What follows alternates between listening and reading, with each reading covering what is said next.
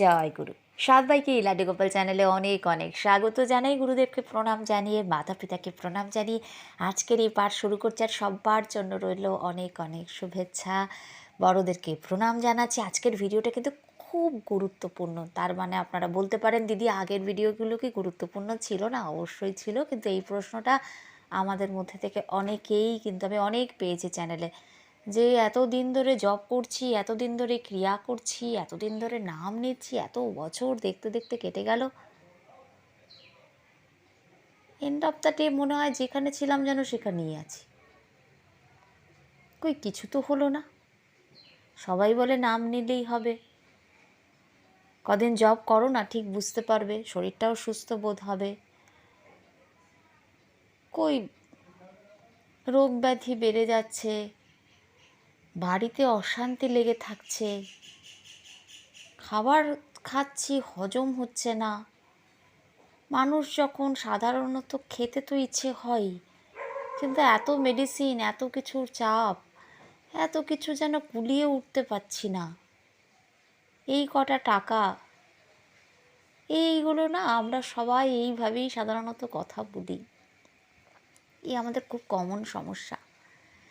অভ্যাসবশত job হয়তো আমরা রোজই করছি, নামও নিচ্ছি, ক্রিয়া যাদের আছে তারা ক্রিয়াও করছি, কিন্তু মনটা যেন ঠিক ঠিক সেই আনন্দ, যে আনন্দ লাভের জন্য আমাদের এই জব নাম, সেই আনন্দ তো আসছে না, সে তৃপ্তি আসছে না, সে সন্তুষ্টি আসছে না। সবসময় চট করে আমরা টেম্পার লুজ করে ফেলছি, ইরিটেট হয়ে যাচ্ছি। হচ্ছি তো এমন অনেকেই, সবাই যে তা নয়, অনেকেই আমরা এমন হচ্ছি।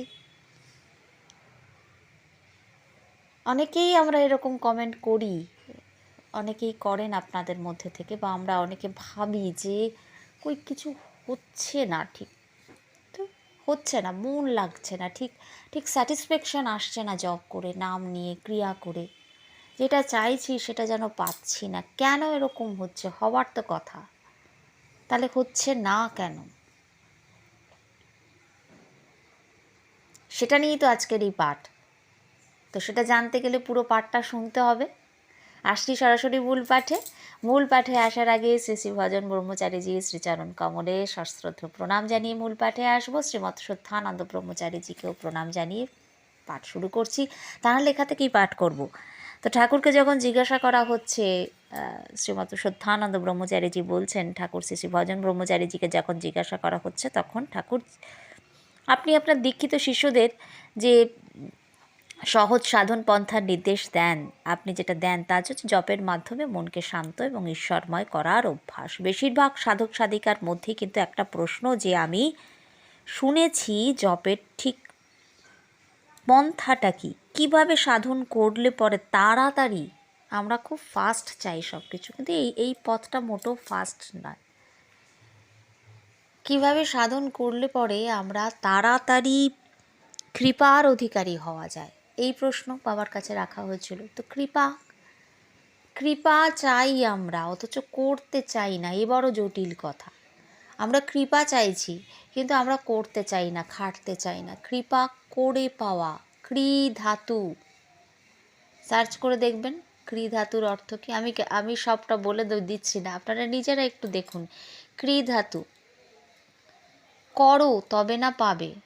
তাহলে যাদেরকে দেখছি খুব অল্প কদিনেই পেয়ে গেল, তাদের করা আছে অবশ্যই। জার্নিটা তো আমাদের বহুদিনের, বহু জন্ম জন্মান্তরের করা আছে। আগে থাকতে তারা এগিয়ে আছেন। তো কার কি হলো না হলো সেটা কথা নয়, আমার কি হলো, কারোর সঙ্গে আমরা তুলনায় যাব না। আমরা নিজেদেরকে নিজেরা তৈরি করবার জন্য যা করতে হয় আমরা সেই চেষ্টা করব। সময় খুব মাপা, তাই আমরা সময় নষ্ট করব না। আসছি আবারও মূল পাঠে। কী বলছেন ঠাকুর সহজ সরল করে বলছেন, কেবল জপ করলেই তো হলো না, মনকে প্রশান্ত করা দরকার। ঠাকুরের আশ্রিত এমন অনেক ভক্ত বা শিষ্যের মুখে শুনেছি যে ঠাকুর নাকি কেবল জপ করে যেতে বলেছেন, তাতেই নাকি কালে সব হবে। দেখেছি আশ্রমে থাকাকালীন এবং আশ্রম থেকে বেরিয়ে এসে যে যারা কেবল জপ করে গেছে, তাদের তেমন কোনো আধ্যাত্মিক উন্নতি হয়নি। প্রথম কথা, ভুলে গেলে চলবে না যা আমরা বারবার করছি যেটা খুব শীঘ্র সেটা একটা যন্ত্রবৎ অবস্থায় পৌঁছে যায়। খুব স্বাভাবিকভাবেই যারা ধরে নিল যে ঠাকুর বলেছেন কেবল জপ করতে, তাদেরই চেষ্টা কালে প্রাণহীন একটা দৈনন্দিন রিচুয়াল হয়ে দাঁড়ায়, যে এইভাবে মন্ত্র জপ করতে থাকে। সে কোনো রস পাচ্ছে না, নামে রুচি আসছে না। পাঠকে বিশ্রাম দিয়ে বলছি একটা কথা, নামে হয়তো রুচি এলো কিন্তু ঠিক তৃপ্তি আসছে না। ইচ্ছে করছে, বসছি, কিন্তু সেই যে একটা আনন্দ, যে আনন্দটা পেলে আমার আর পরনিন্দা পরচর্চাতে আমি রস পাবো না, যে আনন্দটা পেলে আর আমার বৃথা সময় নষ্ট করতে ইচ্ছে করবে না, যে আনন্দটা পেলে আমি আর বাহ্যিক জিনিসপত্র কেনাকাটি হ্যান ত্যান এর পেছনে অত ছুটবো না, যে আনন্দটা পেলে আমি অপরের আনন্দে আনন্দিত হব, সেই আনন্দ। কিভাবে মন্ত্র জপ করতে হবে তার অবশ্যই টেকনিক আছে। তো বলছেন তিনি যে একটা প্রাণহীন ক্রিয়ারূপে এগুলো কিন্তু আমরা করে যাই, চলতে থাকে। তার সাধন মাসের পর মাস, মানুষটার কোনো চারিত্রিক পরিবর্তন দেখা যাচ্ছে না, সে যে তিমিরে সেই তিমিরেই থেকে যাচ্ছে, বহুকাল লেগে যাচ্ছে একটু উন্নতির অবস্থা করতে। ঠাকুর বলছেন যে জপ করতে হবে, এটা অতীব সত্য, কিন্তু কেবল ওইটুকুই কি তিনি বলেছেন? আমার মনে হয় ঠাকুরের আশ্রমের বেশিরভাগ ভক্তই ঠাকুরের কথা তেমনভাবে ধরবার চেষ্টা করেনি। করলে তারা অনেক উন্নতি লাভ করতে পারত। কেবল জপ নয়, ঠাকুর সেই সঙ্গে বিশেষ গুরুত্ব দিয়েছেন মাইন্ড ট্রেনিংয়ের ওপরে। কিন্তু এই মাইন্ড ট্রেনিংয়ের গুরুত্ব কেউই বুঝতে চায় না, ভাবে বোধহয় জপ করে গেলেই ঠাকুরের অনেক কৃপা পাওয়া যাবে, কিন্তু তেমনভাবে কিছু হয় না। ফল আস্তে আস্তে জপ ধ্যানের ওপর থেকে ফলত কী হয়, মনটা সরে গিয়ে সাংসারিক নানান ঝামেলার মধ্যে তখন সে হাবুডুবু খেতে থাকে, ভাবে জপ ধ্যান করে আমার আর কি হলো। প্র্যাকটিক্যাল সত্য তো অন্য জায়গায়। মনকে তুমি যদি নেতিবাচক চিন্তাভাবনা বা নেগেটিভ ইমোশনের হাত থেকে বাঁচাতে না পারো, তাহলে এই মনই তোমার পরম শত্রু হয়ে তোমার জীবন বিষময় করে তুলবে। আর তার জন্য গুরুকে বা মন্ত্রকে দোষ দিয়ে কী লাভ? ঠাকুর বলছেন মনকে প্রস্তুত করতে হবে, অর্থাৎ তোমার মনকে এমনভাবে ট্রেন করতে হবে যে তোমার মন সজাগ সচেতন হয়ে সংসারের প্রতিটা ছোট ছোট ঘটনার মধ্যে কোনো রকম দুশ্চিন্তার মধ্যে বা যাই হোক অবসাদের মধ্যে না গিয়ে সে সব অবস্থার মধ্যে ঈশ্বরের ওপরে তার নির্ভরতা আসবে এবং সেই সঙ্গে আত্মশক্তি জাগাতে পারবে। মনকে প্রস্তুত করতে হবে, সব রকমের সাংসারিক তাপকে সহ্য করার জন্য মনকে প্রস্তুত করতে হবে। ঠাকুরের নাম করছো, সৎপথে আছো, তার ফলে তোমার জীবনে কোনো আকস্মিক দুর্ঘটনা ঘটবে না এমনটা কিন্তু তুমি আশা করতে পারো না। বরঞ্চ যারা ঈশ্বর প্রেমের পথে হাঁটবে তাদের সত্যের আঁট কতটা হয়েছে তার পরীক্ষা তো যে কোনো সময়ই কিন্তু পরমপিতা নিতে পারেন। প্রস্তুত থাকতে হয় আমাদের সকলকে। সত্যের পথে চলতে পরীক্ষা তো প্রতি পদে পদে দিতে হয়, কারণ যে সত্যের পরীক্ষায় উত্তীর্ণ হয় সে তো এমন অবস্থা লাভ করে যে সংসারের তাপ কিন্তু তাকে আর স্পর্শ করতে পারে না। ঠাকুর বলছেন জপও করতে হবে, সেই সঙ্গে তোমাকে তোমার মনের তাপের ঊর্ধ্বে ওঠাবার সাধনাতেও লেগে থাকতে হবে। এনার্জি আমাদের মধ্যে আছে, এবারে সেই এনার্জিটাকে আমরা পজিটিভ দিকে খরচা করব না নেগেটিভ দিকে খরচা করব।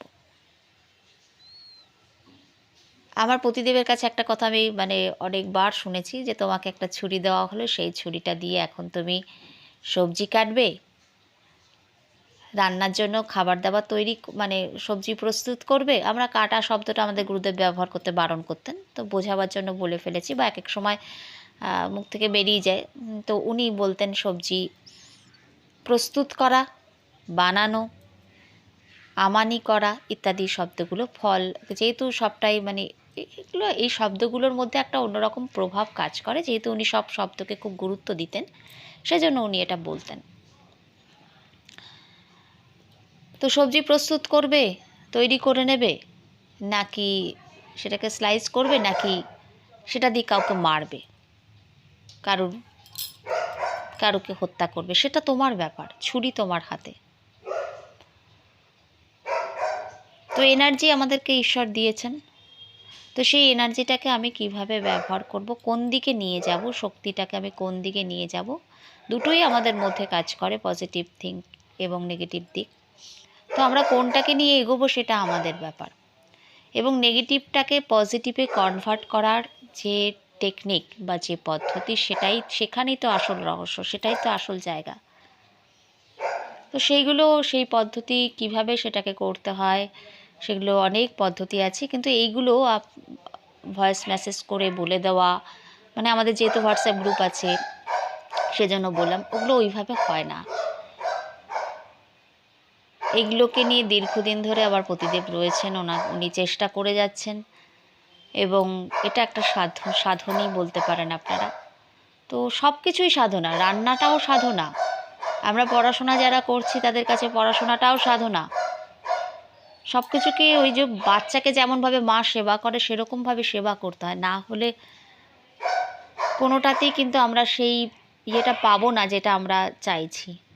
নিরন্তরতা বজায় থাকতে হয়। আজকে ইচ্ছে হলো করলাম, কালকে ইচ্ছে হলো না করলাম না, ভালো লাগলো না ছেড়ে দিলাম, এটা পদ্ধতি নয়, আর এটা ওইভাবে হয়ও না। আমি যতটুকুনি ভিডিওতে বলা সম্ভব বলে দিচ্ছি, যতটুকুনি গ্রুপে শেয়ার করা সম্ভব করে দিচ্ছি। এরপরে যদি কেউ সেটাকে শিখতে চান, কেননা প্রচুর কমেন্ট আসে ডিপ্রেশন নিয়ে, প্রচুর কমেন্ট আসে স্বামী স্ত্রীর বনিবনা হচ্ছে না, প্রচুর কমেন্ট আসে সংসারে কলহ, অশান্তি, পিছু ছাড়ছে না, ছোটো ছোটো ব্যাপারে মতবিরোধ হয়ে যাচ্ছে।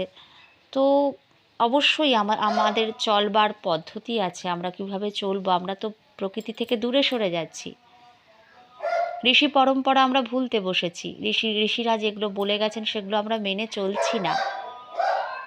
তো আমাদের সেগুলোকে নিয়ে চলতে হবে, সেগুলোকে শিখতে হবে। যারা আগ্রহী আছেন তারা আমাদের সঙ্গে যোগাযোগ করবেন। হোয়াটসঅ্যাপ গ্রুপে লিঙ্ক ডেসক্রিপশন বক্সে দেওয়া থাকবে, ওই গ্রুপে জয়েন হয়ে আপনারা আমাদের সাথে যোগাযোগ করতে পারেন। যখন অনলি অ্যাডমিন করা থাকবে তখন আপনারা পার্সোনালি আমাদেরকে মেসেজ করে যোগাযোগ করতে পারেন, যদি আপনারা কেউ এই বিষয়গুলো নিয়ে আগ্রহী থাকেন। তো আসছি আবারও ফিরে মূল পাঠে। বলছেন কি যে তাপ তোমাকে টলাতে পারবে না, তাপ তো আসবেই, কিন্তু মনকে এমনভাবে তৈরি করতে যে তাপ তোমাকে টলাতে পারবে না। এই অনেক উচ্চ অবস্থা। প্রথমেই যদি আমরা একবারে সেটাকে আশা করি আমরা সেটা পাবো না, একটু একটু করে আমাদের মনকে ট্রেন করতে হবে, আমাদের চেষ্টা করতে হবে। মহর্ষি পতঞ্জলি তার পাতঞ্জল রাজ্যকে এই পদ্ধতিগুলোকে বলেছেন, সেখানেও আমরা দেখতে পাবো। কিন্তু আমরা সব কিছু বই পড়ে হয় না, আমরা যদি বই পড়লেও সব কিছু আমরা ঠিকভাবে বুঝতে পারি। আর এই পদ্ধতিগুলো এমনই, এগুলো যদি একটু এদিক ওদিক হয়ে যায়, যদি আমরা ঠিকভাবে শিখে নিতে না পারি, তাহলে কিন্তু আমরা যেটা চাইছি সেটা হবে না। এগুলো ওই জন্য ধরে শিখে নিতে পারলে, যতটুকু শিখবো, যতটুকু করব, জেনে ঠিকঠাক মতন শিখবো বা ঠিকঠাক মতন করব। বলছেন কি যে দেখো, জব করলে মনের শক্তি বাড়বে, মনের যে দর্পণ আছে তা একটু একটু করে পরিষ্কার হবে। কিন্তু ঠাকুরের কথা মতো একই সঙ্গে মনের বৃত্তিগুলোর সম্বন্ধে সচেতন হলে তোমার আধ্যাত্মিক উন্নতি আরও ত্বরান্বিত হবে। কিছুটা বলতে পারো যে জবযোগ এবং রাজযোগ একই সঙ্গে চলতে থাকলে এতে খুব তাড়াতাড়ি তুমি সাধনার একটা উচ্চ অবস্থায় কিন্তু পৌঁছে যেতে পারবে। মন প্রস্তুত করা সম্বন্ধে ঠাকুর বলছেন কি, সত্যের সন্ধান করা, সত্যের সাধন না হলে তো কিছুই হলো না। তো সত্যকে ধরে থাকা। তো বলছেন কি, আমরা কিন্তু সত্যকে ধরে থাকি না, আমরা অবিদ্যাকে নিয়ে চলি। অবিদ্যা মানে যেটা যা নয় আমরা সেটাকে তাই ভাবি। মহর্ষি পতঞ্জলি এই জন্য এর ওপরে গুরুত্ব দিচ্ছেন। আমাদের যে পঞ্চক্লেশ, সেটাকে খুব সুন্দর করে পাতঞ্জল রাজ্যকে সেটার বর্ণনা দেওয়া হয়েছে। অবিদ্যা, অস্মিতা, রাগ, দেশ, অভিনিবেশ, এই হচ্ছে আমাদের পঞ্চক্লেশ। অবিদ্যা থেকেই এগুলো সব আসছে। আমরা স্বামী বিরজানন্দজির লেখাতে পাচ্ছি যে সদ্গুরু সিদ্ধ মন্ত্রই দিচ্ছেন, যে মন্ত্র জপে যোগী ঋষিরা সিদ্ধ হয়েছিলেন, যা গুরু পরম্পরায় চলে আসছে, তিনি তো মন গড়া যা তা কিছু দিচ্ছেন না। মন্ত্রে অবিশ্বাস বা অশ্রদ্ধা কিন্তু করতে নেই। আমরা অনেকেই মন্ত্র নিই, তারপর ভাবি আদৌ হবে তো। অনেকেই কোনো একটা পদ্ধতি হয়তো শিখছি, ক্রিয়া নিচ্ছি, ভাবি হবে তো, করছি তো, কিন্তু ঠিক যেন বিশ্বাস আসছে না। না পেলে আবার আমাদের বিশ্বাস আসে না, কিন্তু আমরা যেটা করে ফেলি প্রথমেই, আমরা না জেনে না বুঝে মন্তব্য করে ফেলি, তখনই কিন্তু সমস্যা হয়। জানতে গেলে বুঝতে গেলে বিষয়টা করতে হবে, তার মধ্যে ঢুকতে হবে, তার মধ্যে ডুব দিতে হবে। তো বুঝতে গেলেও তার পেছনে সময় দিতে হবে, শিখতে হবে, খাটতেও হবে। তিনি যখন যেটা দিয়েছেন, সদ্গুরুদেব যেটাই দিয়েছেন, সেটা ক্রিয়াই হোক, মন্ত্রই হোক, যাই হোক, যখন আমরা কোনো কোর্স করি হয়তো কোনো একটা বিষয় নিয়ে, সেটাকে আমি দীক্ষা বলছি না, বা নাম জপ বা ওরকম কিছু বলছি না, যখন আমরা কোনো বিষয় নিয়ে কিছু শিখি, যেমন যেগুলো আমাদের লাড্ডুগোপাল চ্যানেলে বলা হচ্ছে, এরকম অনেক জায়গা থেকে অনেক কিছু কোর্স করানো হয় বা শেখানো হয়। তো সেখানে আমরা যদি প্রথমেই আমাদের অশ্রদ্ধা থাকে, তাহলে কিন্তু আমরা সেটাতে সাকসেসফুল হতে পারবো না, কখনোই নয়। যেটা আমরা শিখতে যাচ্ছি সেটাকে যদি আমরা সম্মান না করতে পারি, শ্রদ্ধা না করতে পারি, সেখান থেকে কিন্তু আমরা কিছু ইনটেক করতে সেভাবে পারবো না। কেননা তার উপর তো আমার বিশ্বাসটা নেই, শ্রদ্ধাটা নেই। কিছু না পেলে বিশ্বাস আসে না, সেটা ঠিক আছে, কিন্তু কিছু পেতে গেলে সেটার মধ্যে তো ঢুকতে হবে, সময় দিতে হবে, অপেক্ষা করতে হবে। কিন্তু প্রথমেই যদি আমরা শ্রদ্ধাটা হারিয়ে ফেলি, তার সম্বন্ধে দু চারটে মন্তব্য করে ফেলি যে না, ও এমন ছোটোখাটো জিনিস, হয়তো সেরকম কিছু নয়, তো তাহলে কিন্তু আমরা যে রেজাল্টটা আশা করছি সেটা কখনোই আমরা পেতে পারি না। বলছেন কি বিরজানন্দজি, যে মন্ত্রে অবিশ্বাস বা অশ্রদ্ধা করতে নি, মন্ত্র দীর্ঘকাল যথাবিধি জপ করে যদি মনের একাগ্রতা না এলো, পবিত্রতা না লাভ হয়, তাহলে জানবে মন্ত্রের দোষ নয়, দোষ তোমারই দোষ ত্রুটি তার কারণ। আর সেইগুলো শোধরাবার চেষ্টা না করলে, খালি মুখে শুধু মন্ত্র জপ করলে অথবা গুরুকরণ করে বসে কী হবে? মন আর মুখ দুই নিয়োগ করে জপ করতে হয়। মন মুখ এক করে জপ করা, কি চারটিখানি কথা। তার জন্যই তো অভ্যাস যোগ, আমাদের অভ্যাস করতে হবে। এই যে মাইন্ড ট্রেনিংয়ের ওপরে জোর দিচ্ছেন তিনি, আমরা বলি নাম করলেই হবে, জপ করে যাচ্ছি তাতেই হবে। অবশ্যই হবে, কিন্তু আমাদের হতে এত সময় লাগে কেন? আমরা মুখে জপ করছি বা নাম নিচ্ছি, কিন্তু মনে আমরা অন্য কিছু চিন্তা করছি। যার নাম নিচ্ছি তার একটা রূপ আছে, তার একটা গুণ আছে। তা আমরা ধরুন জলের নাম নিলাম, তো জল খেলে শীতলতা আসে, কিন্তু সেই মুহূর্তে যদি আমরা গরম কিছুর কথা চিন্তা করি, তাহলে দুটো মিলল কি? মিলল না। আমরা প্রভু শ্রী রামচন্দ্রের নাম নিচ্ছি আর মনে আমরা অন্য কিছু চিন্তা করছি, কোনো বিষয়ের চিন্তা করছি, তাহলে দুটো মিলল না। কিন্তু সেই জন্যই আমাদের দেরি হয়। আমরা যার নাম নিচ্ছি তার তো একটা রূপ আছে, নাম নিলেই সেই রূপটা আমাদের চোখের সামনে ভাসে। আমরা কচুরি বললে কি হয়, কচুরি কেমন দেখতে, কেমন তার স্বাদ, আমাদের অনেকে জিভে জল চলে আসে না? কাদের জিভে জল চলে আসে? যারা কচুরি খুব ভালোবাসেন আর সেই মুহূর্তে ডিপলি খুব চিন্তা করে ফেললেন, বা আমের আচার হোক বা টক আম হোক, টক আম, কাঁচা মিঠে আম বা কাঁচা আম হোক, তো অনেকে লেবুর কথা চিন্তা করলে, খুব ডিপলি চিন্তা করলে মুখে জল চলে আসে না অনেকের?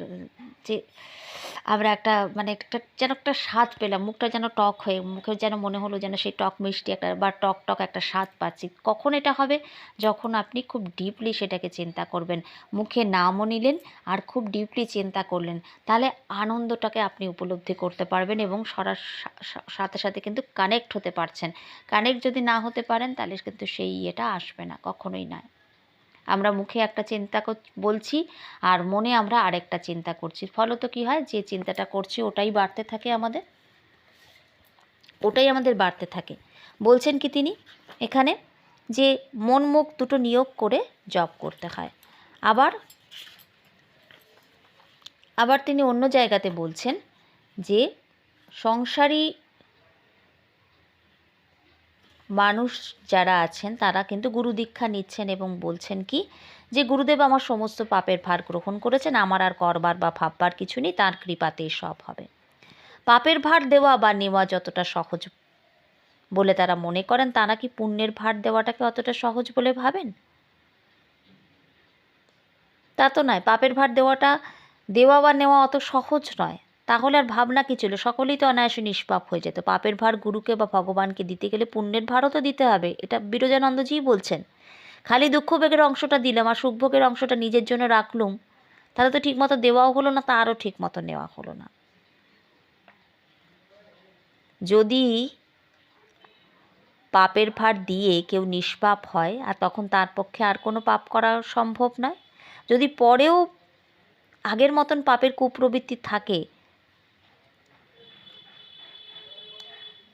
দিয়ে দিলাম, অর্পণ করে দিলাম, তারপরেও আমার মনের মধ্যে আসছে, তাহলে ঠাকুর যে কথাটা বলছেন সেটাই, যে গঙ্গা স্নান করার সময় যেমন তফাতে গিয়ে ওত পেতে বসে থাকে, আর গঙ্গা থেকে নেয়ে উঠলে পরে আবার ঝুপ করে ঘাড়ে চেপে পড়ে, এরকমই ব্যাপারটা সেই কুপ্রবৃত্তি যেটা আমাদের ছেড়ে যেতে চাইছে না। কেন ছেড়ে যেতে চাইছে না? জন্ম জন্ম ধরে করে করে সেটা সংস্কার হয়ে গেছে, চেপে বসে গেছে। ঠাকুর বিজয়কৃষ্ণ গোস্বামীজির লেখাতে আমরা পাচ্ছি না যে বহু জন্ম ধরে এটা আমাদের করে করে করে করে করে করে করে করে এটা আমাদের একটা অভ্যাসে পরিণত হয়ে গেছে। সেই কারণের জন্য কিন্তু আমরা এটা থেকে বেরোতে পারছি না। ইচ্ছে হচ্ছে যে আমি এটা ভুল করছি, বুঝতে পারছি হয়তো, কিন্তু বারংবার আমি ওই একই কাজ করে ফেলছি।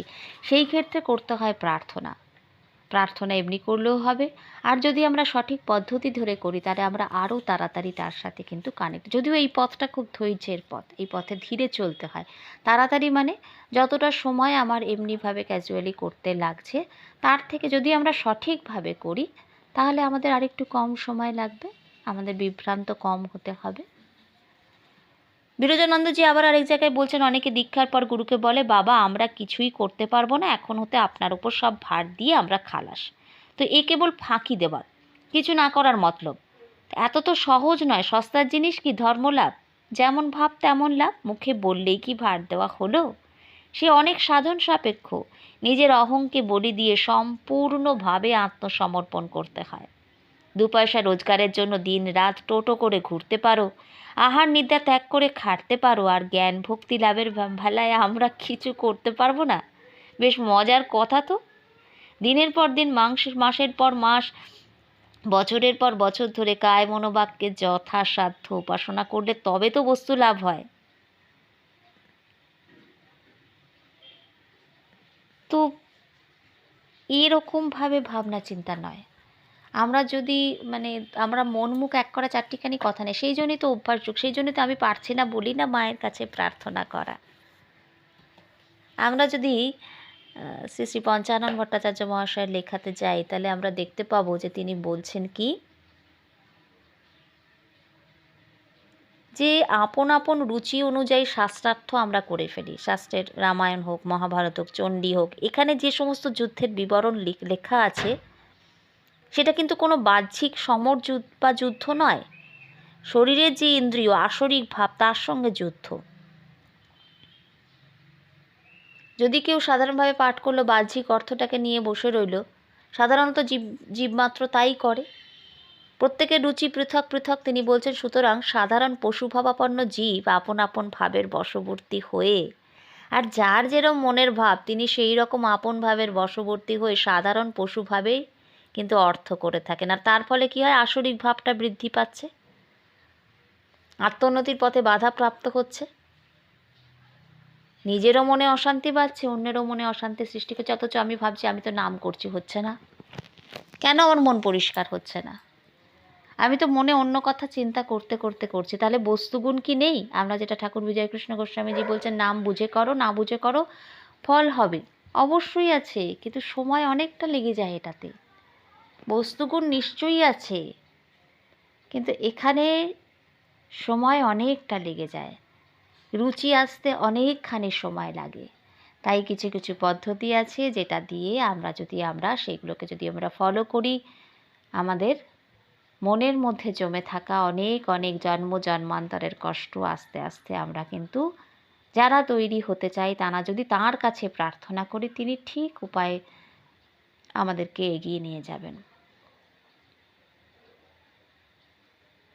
আমাদের যদি আমরা সেখান থেকে অভেদানন্দজির লেখাতে আমরা পাচ্ছি না যে আমাদের সব সমস্যা কিন্তু আমাদের এই মন থেকে আসছে, মনের ভাবনা, চিন্তা, বিচার এবং আমাদের কথা। আমরা এমন এমন শব্দ প্রয়োগ করে ফেলি না, তো যেগুলো আমাদের অনেক কিছুকে কিন্তু আমরা ইনভাইট করে আনি সেই শব্দের মধ্যে দিয়ে। যে তরঙ্গটা আমার থেকে বেরোবে আমার দিকে সেটাই আসবে, অনন্ত গুণ রিটার্ন হয়ে সেটাই আসবে। তো এই বিষয়গুলো খুব ছোট বলে মনে হতে পারে অনেকের ক্ষেত্রে, কিন্তু এই বিষয়গুলো মোটেই ছোট নয়। তাই আমাদের অনেকের মনে হয় যে আমরা জপ তো করে যাচ্ছি কিন্তু কিছু হচ্ছে না, কিছু হচ্ছে না। আমরা যারা ভাবছি কি হলে আমরা খুশি হব, আমাদের অনেকের কাছে আবার সেটাও ক্লিয়ার থাকে না। আমরা কি চাইছি সেটাও অনেকের কাছে ক্লিয়ার থাকে না। বড্ড বেশি আমরা দুমন করে ফেলি, এই মনে হয় যে এটা ঠিক, ওই মনে হয় ওটা ঠিক।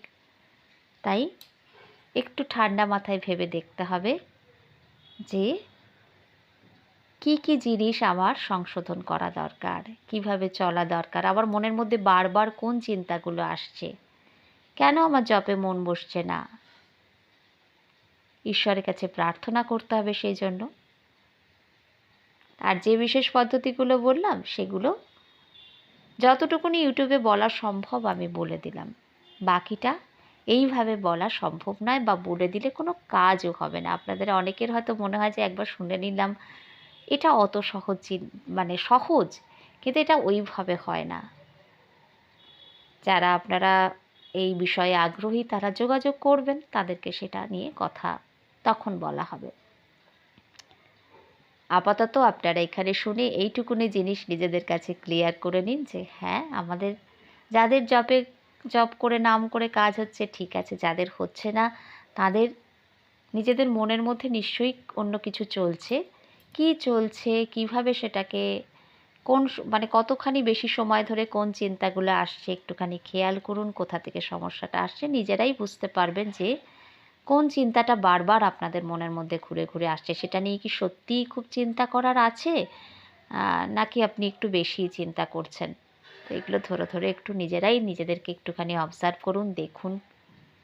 আর আজকের পাঠকে আর দীর্ঘায়িত করব না, অনেক কথা বলা হয়ে গেল। আজকের পাঠকে এখানেই বিশ্রাম দেব। নর্মদে হর।